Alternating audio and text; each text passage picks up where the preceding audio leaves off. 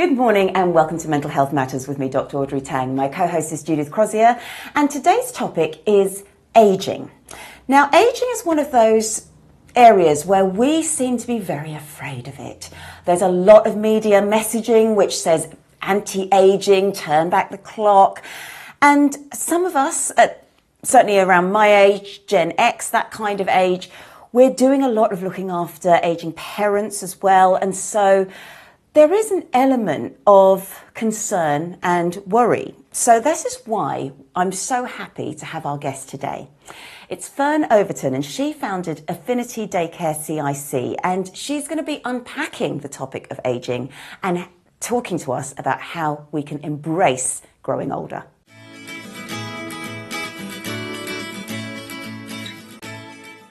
Welcome to Mental Health Matters, Fern. Hello. Hello. It's so great to have you here. Please tell me all about how you founded Affinity Day Care and why, actually. Explain the amazing work you do.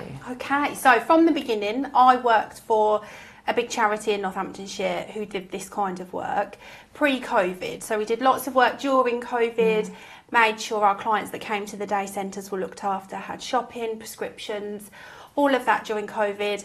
And then, unfortunately, because an older person's charity isn't necessarily a sexy place for people to send their money, there was a massive deficit at the end of COVID for the charity, and they just couldn't afford to reopen the day centres that we had. Yeah. So I was running 7 across the county before COVID. They could only afford to reopen 3 of them after COVID, which meant a significant drop in the amount of people we were able to look after. Mm-hmm. So as things happen, when there's no money, people get made redundant. There was offer of redundancy, so I took voluntary redundancy and used that money to set up Affinity Day Care to fill the gap that I knew that there was going to be. We were very busy before the COVID happened, and then obviously everybody was isolated, so I just knew we were going to be even busier afterwards. And here we are now. So we have 3 day centres now, opened our 3rd one in March this year in Daventry. Wow, congratulations. Thank you. Yeah, it's been a busy year so far. So I've got a big day centre in Duston, which is called our Evergreen Centre. That's for anybody over the age of 55, and that's for people that are living with Alzheimer's and dementia or have physical ailments, other mental health problems. Some are with us just because they're isolated or there's an informal carer at home. And then we have another centre, smaller centre next door. I've just took over my first commercial property. So I've just moved our Dementia Day Centre into there so we can expand that from 3 days a week to 5 days a week. Oh, wow. And that's for people that are living with moderate to later stages Alzheimer's and dementia. So we can provide that continuity of care through the whole person's dementia journey then. And they're people that are, like I said, quite advanced in their journey, need a lot more assistance from us, need a lot more care and love that we give anyway, just on a bigger scale. And that's a smaller group, so we only have 10 a day in there. The Evergreens, we look after 30 a day. Wow. And then Daventry, we've just opened, like I said, in March, and that's 2 days a week with 16 clients a day. And it's very busy. And the main aim of all of our days is just to have as much fun as possible, really. We bring people in, we take them home, we have dinner, and we just enjoy later life, really. And I love it because what I see on your Facebook pages is you're going to the park, you're going around about, and I just sit there and think, you know what, I need to take a leaf out of that book and actually just go and remember what it's like to enjoy myself every so often. It's brilliant what you do. It's so fun.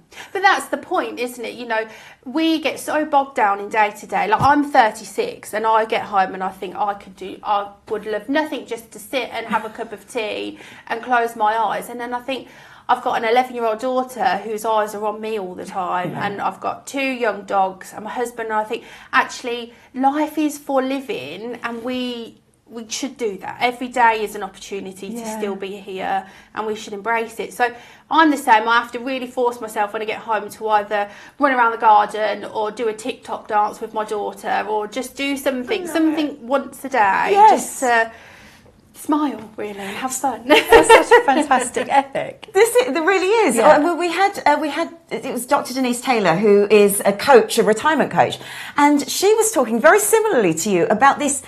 It's the vibe you put out there. Are you putting out at the age of 16 a 60-year-old vibe, or are you actually projecting at the age of 60 a 16-year-old vibe? I mean, don't get me wrong, your body needs to rest, your mind needs to rest. It's not about being on the go all the time. It's about enjoying the time that you have. So like tonight, me and my daughter, we've got nothing but a movie night planned, and I'm getting popcorn and I'm getting sweets, and I cannot wait to get in my pyjamas and snuggle in bed with her. But that's our idea of fun on a Friday night when it won't stop raining. Yeah, definitely. exactly. Yeah. So it's not necessarily about being out there and wacky, it's just enjoying your time. Absolutely. And so with that and the amount of fun that you focus on with your seniors, which I love, what have you noticed in your work that goes against these media stereotypes that we get, the anti-aging, turn back? We're scared of getting older, and yet actually there's nothing to be scared of. There really isn't, and I pride myself on doing everything possible to break stereotypes of older people. Like I said, we look after anybody over the age of 55. My youngest person is 55. We've just celebrated their 55th birthday. My oldest lady will be 104 in February. Wow. And we've got every age and ability in between. And I've spoke to you about this before. Once you take numbers and age out of equations, everybody's on the same playing field, and everybody is just people that want to enjoy themselves at the end of the day, and that's what we do all the time. It sounds amazing. So your oldest is almost double the age of the youngest. Absolutely. Gosh, that's amazing. Wow. But you wouldn't think, like, 55 years, that's that person's lifetime. There's another lifetime. A whole lot, exactly. Different. Yeah. And that's good to you know, and that amazes me. That so potentially that's what we've all got to look forward to. Yes. Double got what we've had already. You've got again. another lifetime to live still, haven't you? That makes me feel better. Yes. Love it. Love that way of thinking. Oh, thank you. So, on the flip side of that, why do you think that people are afraid of getting older? I mean, I have been. I know that I have. So what were you afraid of about getting older? What does scare you? Personally, just not having anyone around to look after me if I need to be looked after, which, I really hope I don't. But that's my main worry, but that, people must have lots of fears about getting older. So that not being able to be looked after, you're thinking long-term age, another lifetime away, aren't you? You're thinking like 80s, 90s. I guess so. Which could be 30, 40 years away, couldn't it? So you can't skip 30 years to worry about something that might never happen. Yeah, that's true. You've just got 5 years at the most, plan for, embrace, enjoy. And, we don't know. Things change very quickly with us. It's not all, roses and smile. We lose people very quickly. We could have someone in today, something catastrophic could happen at the weekend, and we perhaps won't see them again, due to a hospital admission or something else devastating. So you have to embrace that day, and what they've done with us on that Friday, that could be their last memory for the families. That could be the last picture that they see on our Facebook page. So it's about embracing the day and not worrying about anything else. Let's not worry about tomorrow. Let's just so almost living each day as though it might be your last, because for some people it is. It definitely is. Oh, I love it. You've really made my mind switch. My mindset. Love definitely. it. But that's brilliant, and that's, there's nothing to fear about getting older, regardless of what people say about politics or the NHS. There's some really decent people out there, and actually what we have in this country compared to other countries is second to none. And it's about making sure, I personally make sure my families and my clients know exactly what they're entitled to. I point them in the direction of where they need to get help from, what they should be asking for.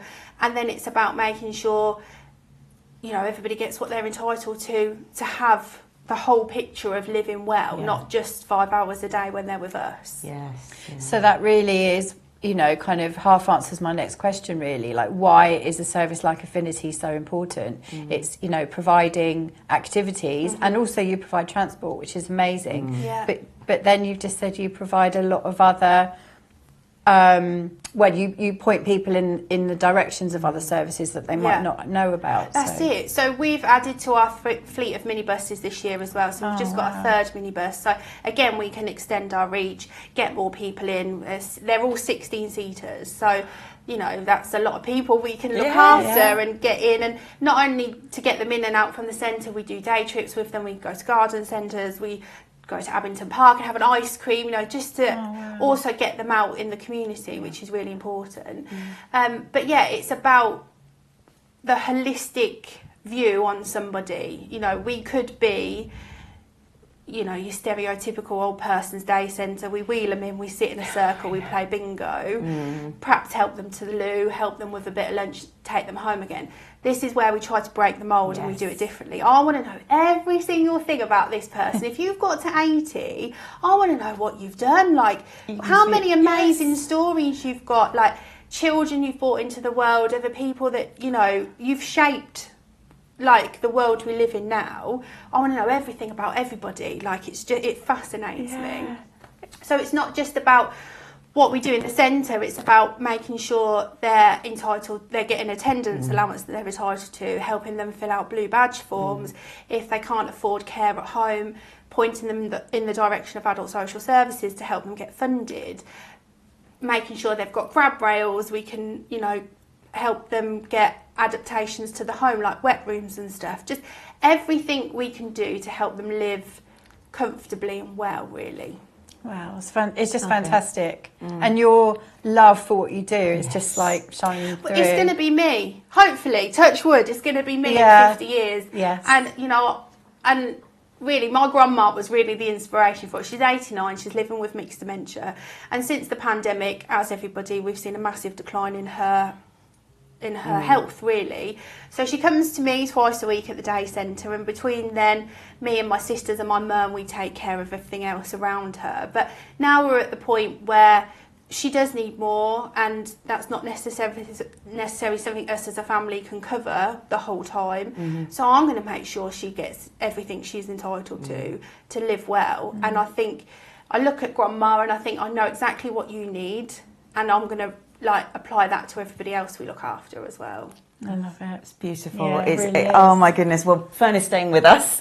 And now we're going to head back over to Mike Grant. Now, he is our mixologist on Skits and Quibbles on our sister show.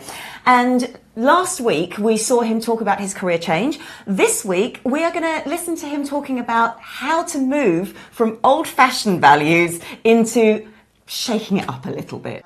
Obviously, I still do my cocktails in my spare time, because I'm not bad, I'm pretty good. So I do private parties, so I come to the home and do it at events. I did it at hen parties, that was really wild. I also have done it at post-wedding events as well. I can share my Instagram later, so if you want to follow me and share that, that's fine. But I'm conscious of the time, so I'm going to move forward. Pop that there. But from Fridays, actually, if I can recommend a cocktail that I feel that's similar, because I want to talk about men's mental health, obviously for myself, and if I can think of a cocktail that's similar to a guy was saying old-fashioned, and the reason I was saying old-fashioned is because a lot of people have old-fashioned values about men, you know. You need to be strong. Men can't cry, you know. You can't do this, you can't do that, you have to do it like this. Things are changing now, and I think we're a bit more open to how men are feeling, and I feel like the old-fashioned, it's got all the ingredients of being a strong cocktail, not short, but it's also got ingredients of sweetness, so men also need that as well, you know. And I think what we touched upon earlier is just ask us if we're okay, you know. That's really important to us. Just those words, you know, help us a lot. So yeah, I'm going to start to make some cocktails now. So the one I'm going to make is actually, what I'm going to do, I've actually roped Amy into something earlier. When I was at TGI Fridays, one thing we did was flair, okay? I don't know if you know what flair is, yeah? Bit of hand spinning, all that kind of stuff. I haven't done this move for 15 years, so please bear with me. Also, Amy's playing, so if I go down, you go down, okay? So I'm going to attempt this move. I don't know if I'm going to do it. I'm going to give myself 3 attempts, okay? So, hit it, Amy. Just play any dramatic music. Ooh, I like that. Oh. Yeah, keep that going, love it. Yes. Have to do a walk as well.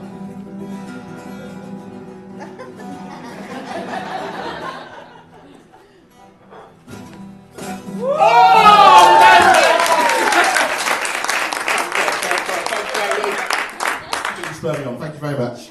So yeah, that kind of thing at TO Fridays really got me to get my creative side out, so loved it. So anyway, the cocktail I'm going to make is called a Bahama Mama, and the reason that I've picked this one is because, like I said, men need some light in their life. They need some kind of I know the word, fruitiness, whatever. That's got everything, and it just envisions everything that men need. So what I'm going to do is put the mic down. Hopefully you can hear me. Quite loud anyway, so it's all right. Okay, just pop that in there. Oops, that goes in. I see what you mean, Aaron, about how do you work this. It's baffling, isn't it? Yeah. So confusing. Thank you. I think I broke it. Okay, so the first thing we need to do is get some ice. I haven't put it in here yet, but I've got some in here. So get your mixing tin and pop it in. I also do master classes as well, so I also do this for team building events, for work dues, obviously hen parties. So if you know anybody who wants to do master classes, I do that at a new location called Coconut Paradise in Northampton. So yeah, okay. So the first thing we're going to do is get some orange juice. Now I was trained to 3 pour, so you want to pour in that 1, 2, 3, 4, 5, 6, 7, 8, 9, 10, 11, 12. Pop your bottle in and it stops. The next one we're going to do is pineapple juice. So I'm going to pop that in there. Same amount in there, count to 12, okay? Right, next thing is grenadine. Okay, so grenadine is really like pomegranate, so we're going to pop a bit of that in here. Oh, I'll put a bit more, why not? So bear in mind I'm making a mocktail version of this, okay? So there's no alcohol in this. And then we're going to put some coconut cream as well. So, give that feel of the Bahamas, okay? So pop that in here, scoop that in, look at that. Oh, that's a nice colour. Okay, right, I need to ask a question from one of the Burness ladies. Which one out of you lot is the most clumsy? Who would you say? Right, come up, please. Oh, jeez.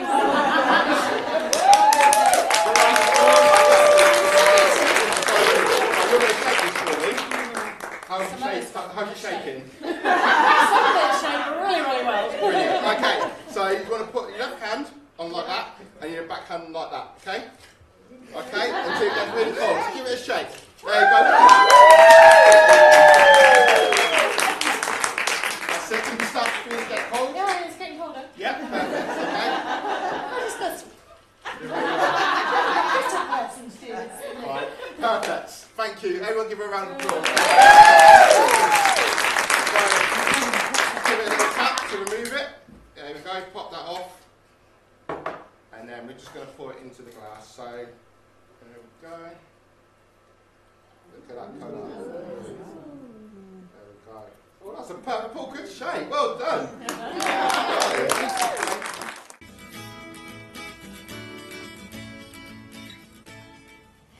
Welcome back to Mental Health Matters. We've got Fern Overton of Affinity Day Care CIC, and this is a fabulous, fabulous service which supports seniors and really engages that sense of playfulness and joy, which is just absolutely beautiful. So since you have been working in the field, and it's been quite a lot of your career, have you noticed attitudes towards ageing have changed, or do you think we've still got a little way to go? It's very difficult because there's so many changing factors all the time. Yes. Like, as much as our older people are living longer and we're trying to make sure they've got a better life to live later on, that hopefully means we're all going to live longer as well. So family dynamics change. Not everybody can afford to retire at 65 anymore and be there for elderly parents or grandparents. So the dynamics change drastically, and I don't see that changing anytime soon. Yes, yes. So, I could be working till I'm 70. One of my, my co-founder, Ali, she's 71 and she's still working for us pretty much full time. Wow. And I think if she still had parents, like, how would she juggle that? Elderly parents who are potentially in their 90s while you're still working at 70. So dynamics really do change. So in terms of what we've got to do going forward, there is still a lot to do. to make sure communities are more geared up for older people. Yes. We've got to get rid of that stigma of we need all these high-rise flats for older people. We need to bung them in sheltered accommodation. This is where they need to be. We can, older people can live in the same in communities that we can.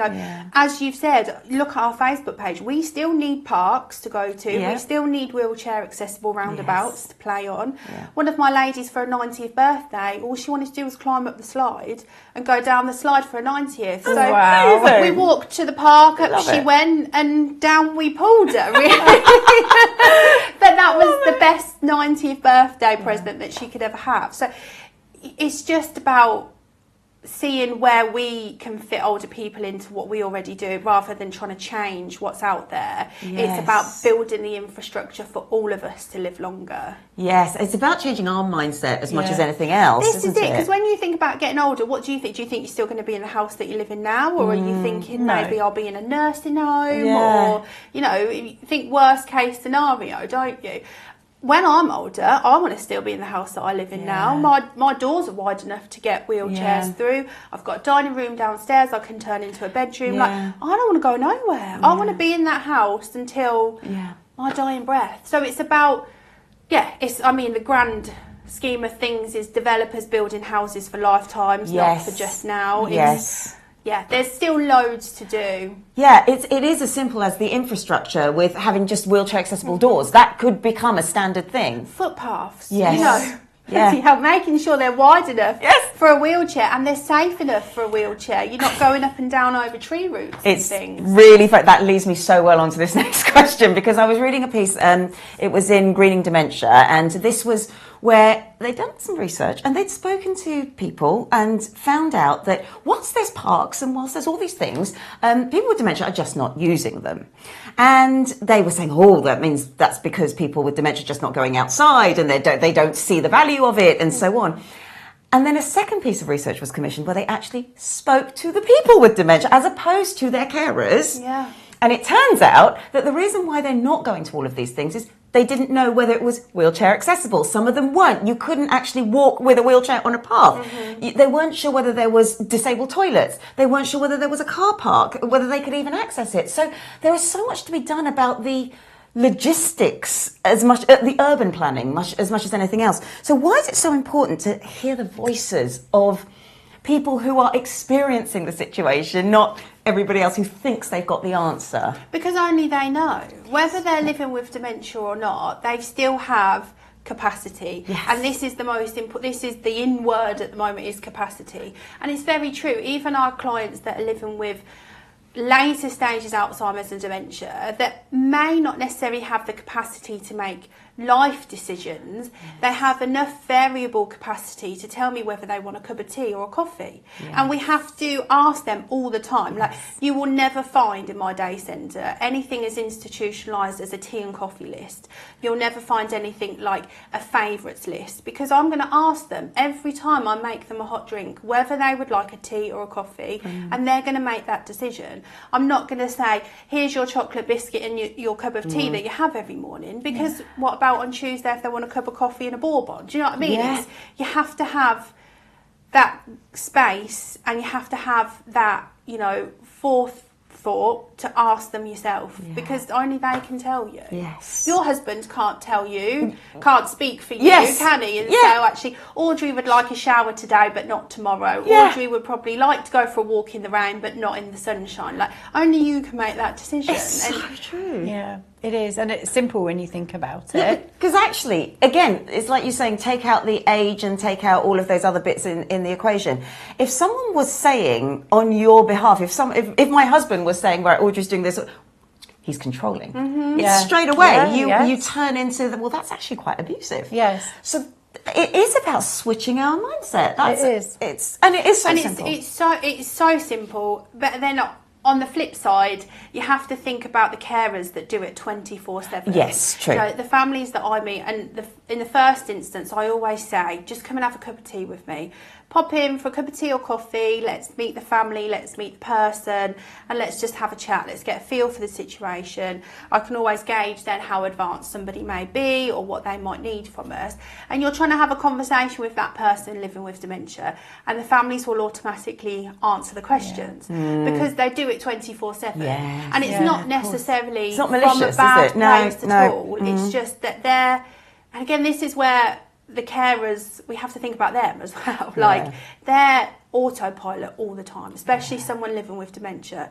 You don't switch off. You can't switch off.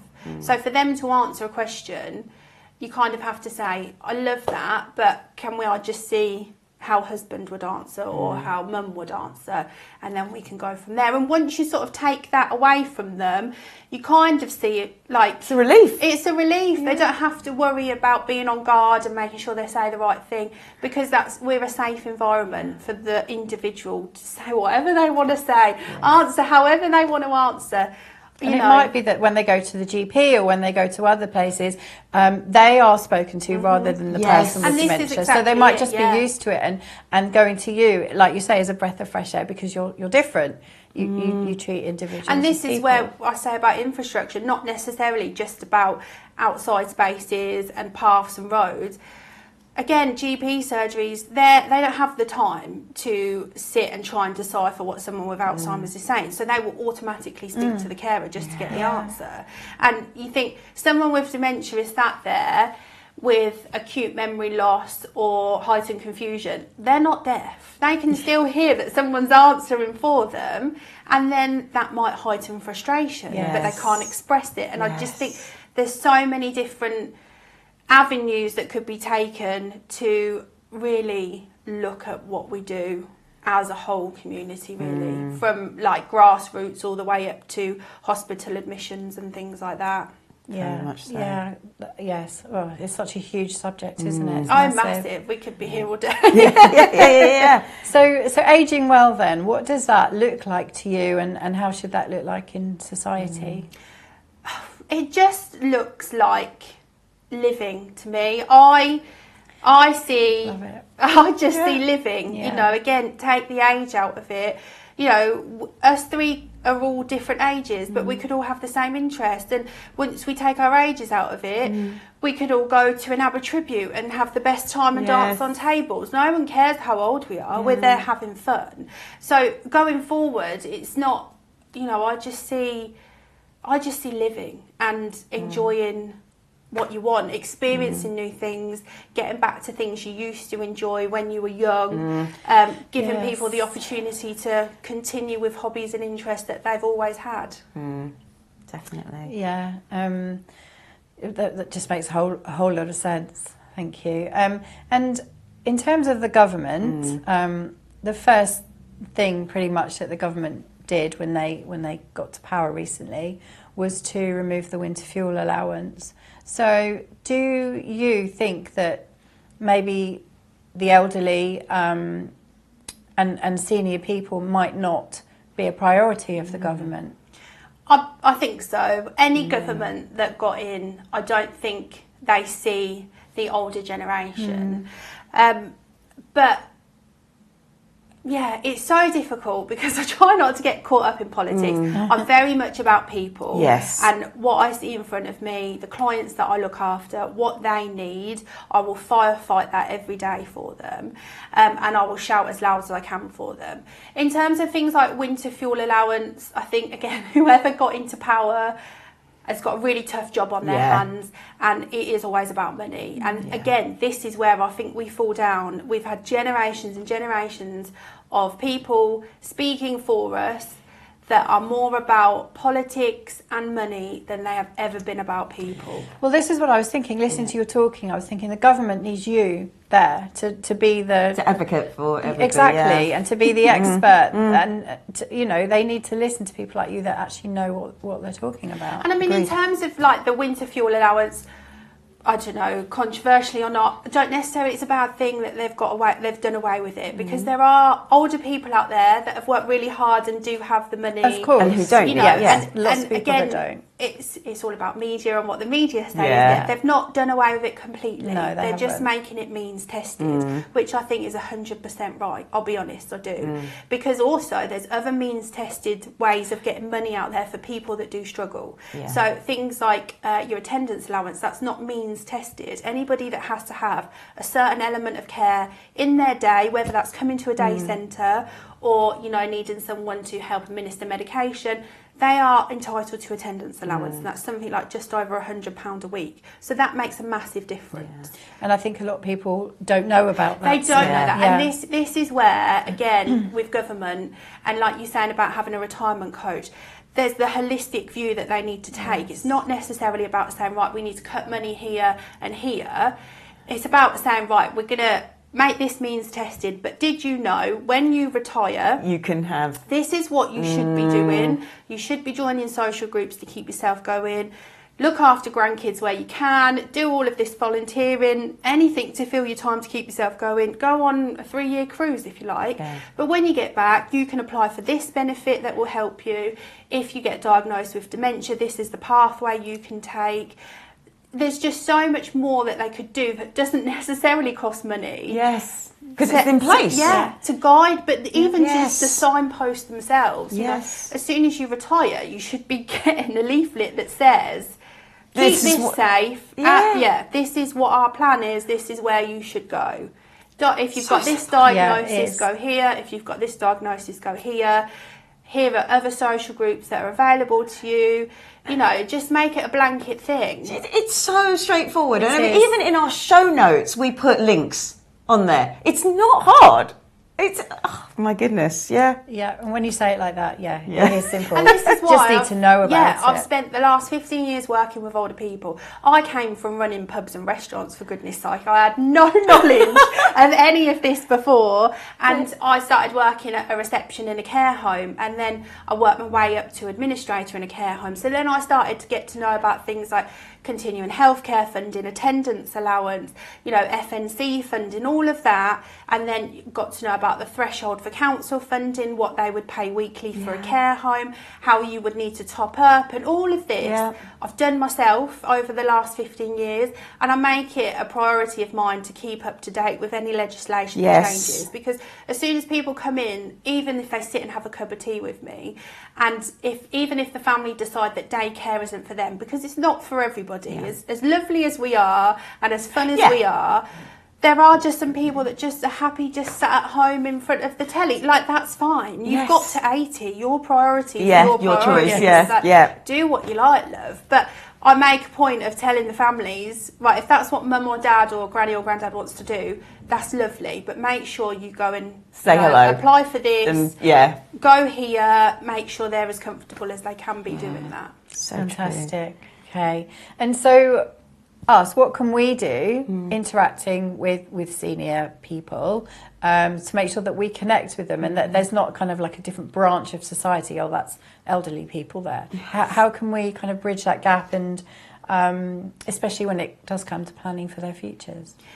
Just For our talk, futures. talk to them like they're people. See them as people, whether they're people sat in a wheelchair, people using a walking stick. Like, look at them in their faces and talk to them as a person, as you would want to be spoken to. Like, even if they're with someone that's a carer and they say, "Oh, Dad's got dementia," you can still ask Dad how he is. Dad might say something completely off the wall, but you've still made that connection with him. Yeah, it's just about being human beings, wanting to look after human beings, really. Goodness, yes. Actually, it's a good time to go to a break because I think we need to let that sink in. Fern is staying with us, and we'll be back straight after this. Hi, I'm Kelly Melissa Reinhart, host of Make Mental Health Matter. Join me on Mondays at 11 a.m. and Wednesdays at 7 p.m. Mountain Standard Time on the Achieve TV network right here on E360 TV. A world without the arts is one without confidence, creativity and community, and yet funding has been reduced every year. Arts programs have been shown to benefit social inclusion and well-being, particularly for marginalised groups, with projects fostering a sense of belonging, cultivating mutual understanding, and breaking down social barriers and isolation. Participation in arts programmes can help boost confidence and open doors to opportunities that may otherwise be inaccessible. Click Arts Foundation offers grants up to £2,000 for grassroots arts projects twice a year, with our community arts experience trustees meticulously scoring each project on impact and sustainability. To date, we have supported craft and visual arts projects, dance, drumming for well-being, and preservation of heritage and culture. If you share our passion, not just for maintaining the arts themselves, but contributing to the many benefits it can bring, please consider making a donation to Click Arts Foundation registered charity.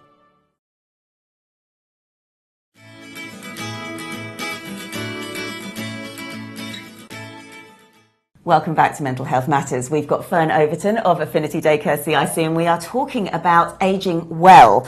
Now, loneliness is an issue, and as we head towards Christmas now, how can we address this? Maybe with neighbours or with our own families, especially around that time where we're seeing all those adverts about being together and everything. It's a tricky one because, like we've said, the dynamics of families are very different to what they were. People are having to work longer. People don't have the time. Yes. It's just about talking, finding out what your elderly loved one wants. Do they want to be with you for Christmas? You know, I think about... It's a good question. I think about my grandma, God love her, she's 89. There's my mum, I've got 3 sisters, so there's 4 of us. We've all got children and husbands, so altogether there's about 21 of us. And grandma, who is used to living in a little flat by herself, Monday to Friday, daycare twice a week, and then maybe a one-to-one with me or my sisters or my mum at any given point. To then be in an environment where she's at our Christmas dinner table with 21 of us, 2 dogs running around. It's very overwhelming. Very quickly I see those hearing aids come out so she can't listen to all the noise. So, brilliant. So it's just making sure you know what they want. Yes. And actually don't feel bad. Loneliness is a very personal thing. Yes. You can feel at your loneliest in a room full of people. If someone doesn't sit next to you and talk to you, it doesn't matter how many people are around you, you're still going to feel lonely. So loneliness looks very different for everybody. It's just about having those conversations, you know, like we've said, talking for other people, talk to them, listen to them. It's a very personal thing. Like, I can say what the best Christmas would look like and how grand it would be if everyone's around the table, come by pulling crackers, but actually, if grandma wants to sit on her own and have beans on toast at 5 o'clock, then we're going to make sure she's home to do that. And that's her day and how she wants to spend it. So it's just about making sure you know personally what that loved one wants from you. It's about communication all the time and not making those assumptions. And don't overthink it. I think we overthink things so much these days. And every day is different for us who are living well, healthy people. Is exactly the same with older people that will be living with ailments. Like, some day arthritis is fine, we can get up and down the stairs. The next day it's crippling and we can't move. So it's just about that regular communication. Yes, and actually doing that with ourselves as well, checking in on ourselves. So what if you're a concerned neighbour and you don't have the time perhaps that you wanted to be able to support everything that person's going through? Again, yes, you've asked the question and maybe they do need that extra support, but you haven't necessarily got the time to put that in. What can that person do? Again, it's so difficult because you can only help someone as much as they want to help themselves. Yes. So you might look at Mavis next door, whose garden's overgrown, you know, the windows aren't UPVC. She's in this little bungalow by herself, doesn't open the curtains, and you're really worried about her. But actually you knock on Mavis's door and that's her family home for 80 years. She's not going to go anywhere else. She knows it like the back of her hand. She's more than happy there. Like, she has a cleaner go in once a week, whatever. No family, but she's more than happy.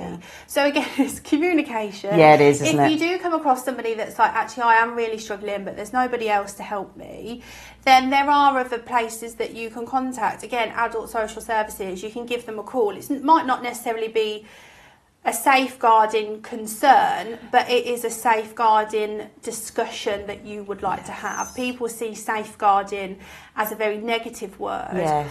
Although really everything we do is to safeguard things, course. isn't it? Yeah. So, Yeah, you know, absolutely. what you guys do is to safeguard people's mental health. Yeah. The advice you offer is to safeguard people. Yeah. So to take that stigma away from the word safeguarding, it is also there to really help people and Yeah. get them what they might need. They just don't necessarily know how to do it themselves. Yes, yeah. Oh gosh. So would that also then be the same for family members that we might have, and we see them struggling, they might be resistant to kind of accepting help? Yeah, of course. You can, I mean, there is a safeguarding referral form you can do online. It's not very, it's got better. It's not always user friendly if you're not from a certain background or know how to word things. Yeah. But you know, they'll probably hate me for saying it, but just give your local authority a ring and ask to speak to the adult social care team and just talk it through with somebody, and they'll tell you exactly what you can and can't do, and they'll also say, right, give us a bit more information and we'll see what we can do our end as well. Okay, good advice, thank Yeah. you. So thinking about stereotypes, which you touched on earlier, how can we challenge that? You know, if we recognise that in ourselves or we see that in the media, you know, what advice would you give around sort of challenging that and not stereotyping elderly people? I mean, you've already said, you know, you do some really fun, active things, but what can we do to prevent that happening to us?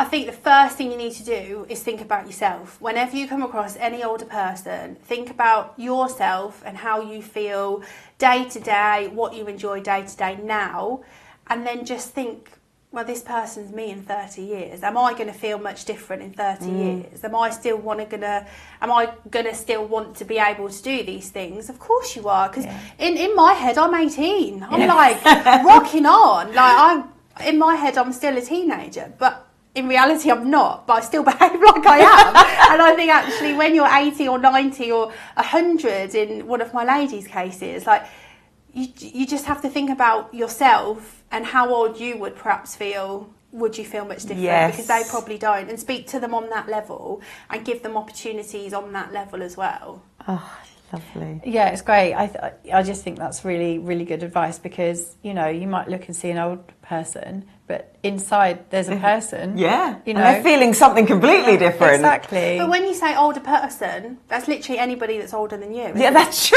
That's a good That point. is true. It's all relative. You ladies are older people. Yeah, Like, you're literally older than me. But look at us sat here. Like, that is really just true. because you haven't got a brew, rinse and a Zimmer Yeah, it doesn't mean we're not older. No, exactly. I love it. I love An it. older person is literally anybody older than yourself. Yeah, that is Yeah. true, actually. So for me, that would be, That's a good point. yeah, somebody. I mean, I'm assuming you're older than That was quite we are. We won't see our faces anymore, that's for sure. Yep. But if you come to my day centre, you're younger people. Yeah, so, you know, it's all relative. It's all relative. Maybe we should go. You're young. come and volunteer. Yeah. Oh, that'd be amazing, actually. It's a really nice space. I've done a laughter wow. workshop in Oh, there. that's Really really fun. It was incredible. Oh, okay. yeah. I think But I again, will come along. You think about a room full of 40 older people doing a laughter workshop. What? Yeah, we do laughter workshops with anybody, you know, any age. It's not. It's not an age thing. You Yeah, can they did laugh such a great. when you're 1 year old. Yeah. You can laugh when you're 101 years old. Like, Exactly. laughter is the best medicine, isn't it? Oh, I love it. I just love your outlook. It's amazing. So where can we find out more about you? Because I do want to come and visit. Okay, And help. we are very big on social media. Yes. So again, that's not a younger person's thing. You know, my oldies are making TikToks with me. We're trying to do all the latest trends. So we're on TikTok, Affinity Day Care CIC. We've got a really active Facebook page, which is lovely because there's lots of families that don't live in the country. There's lots of distant relatives. Especially our clients that are living with dementia, they don't remember what they've done during the day. So for families to log on and see all the lovely photos, and I always post on there what we've had for lunch as well, so families know what they've eaten and all of that stuff. So Affinity Day Care CIC on Facebook as well. And then we've got a website which desperately needs updating, so perhaps don't go to the website. But yeah, definitely go to the Facebook page, and then there's contact telephone number on there for me as well. That's amazing. We are actually keeping Fern to give us her top tips, but we'll head over to Business Boost.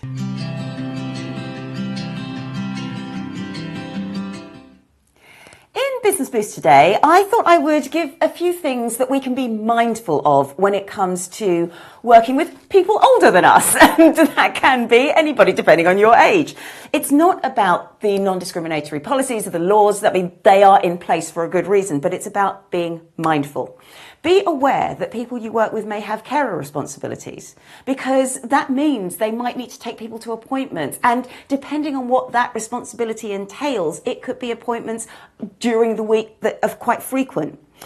Don't make decisions for people. So this is the case of don't make those assumptions that because somebody's a bit older, they don't want to do training on social media or something like that. Offer it to everybody. Be mindful of changing medical needs as well, not just for the people that you employ, but if they have caring responsibilities too. Those medical needs can make a big difference in terms of how somebody can do their work and how somebody can concentrate on their work if they're supporting somebody else as well. Then it's a case of thinking about if you're bringing in something, bringing in new training, bringing in some kind of intervention, know your target audience as individuals. Be aware of the purpose and the intended outcomes of anything that you put in place in the workplace. With that, bear in mind that age is not a fixed concept. So think about who you're working with, not necessarily just their age. There's no one size fits all. And that's one of the most important things to remember. And there is something called a workplace MOT that's been put in place by a number of different companies. And this is a little bit of advice here. If you're doing a workplace MOT, which is that just check in with your employees, you know you can't cover everything, but really prioritize the content. Make sure that meeting that you're having, which is often in addition to the appraisal that you have, is meaningful and helpful for that person and as an individual as well. And in terms of anything that you decide to do, think about where you are and think about where you want to move forward to. And that includes things like any changes that you want to make in line with your values, in line with your mission statement. Think about whether it's more practical to make systemic changes, whether it's more practical to signpost people or to bring people in to support. Think about your organisation and the people who work in it as individuals, because every single one of them is.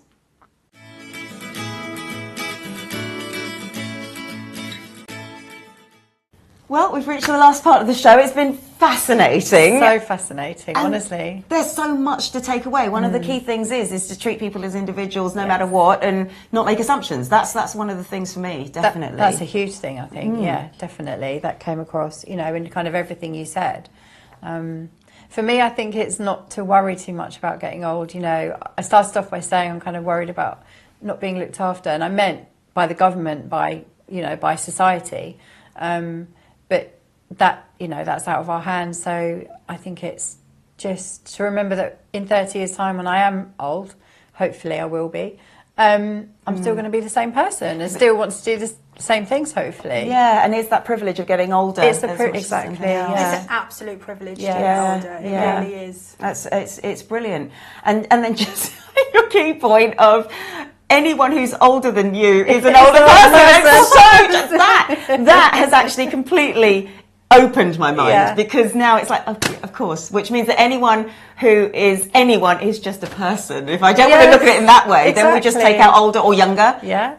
It's just a person. I love it. Yeah, me too. Oh my goodness. Well, we're going to hand it over to you, Fern, for your top tips on supporting seniors or ageing well.